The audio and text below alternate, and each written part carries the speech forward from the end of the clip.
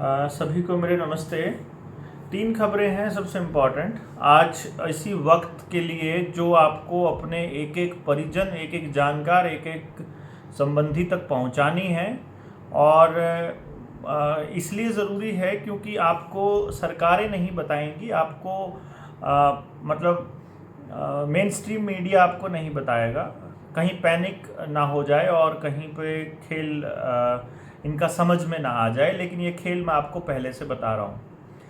World economic forum ने sustainable energy के ऊपर बहुत बड़े अपने वक्तव्य दिए हैं, और उन वक्तव्यों का एक निचोड़ ये निकलता है कि आपको पुश किया जाएगा, आपके साथ ज़बरदस्ती की जाएगी कि आप इलेक्ट्रिसिटी के कन्वेंशनल मेथड्स को छोड़ करके आप उनके इस प्रोडक्ट को खरीदें।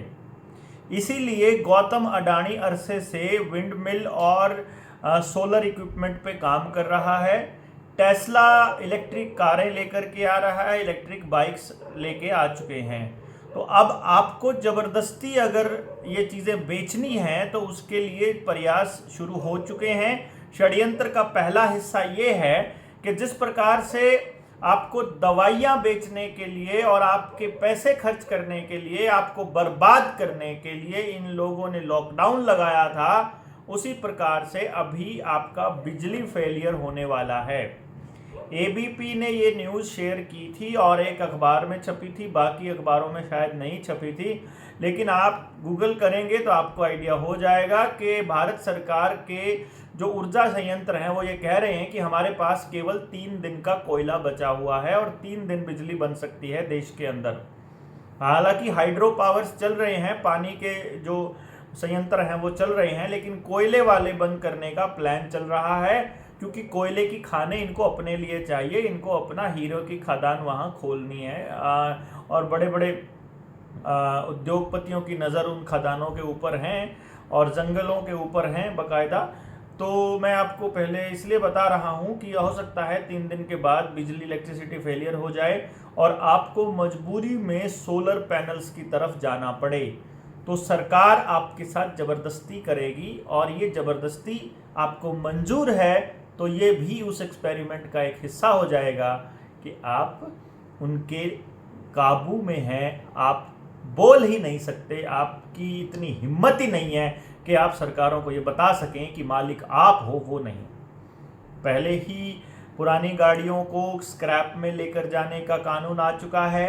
अभी पेट्रोल और डीजल के दाम भी आसमान छू सकते हैं, तो ये भी आपको इलेक्ट्रिक कारों की तरफ लेके जाएगा।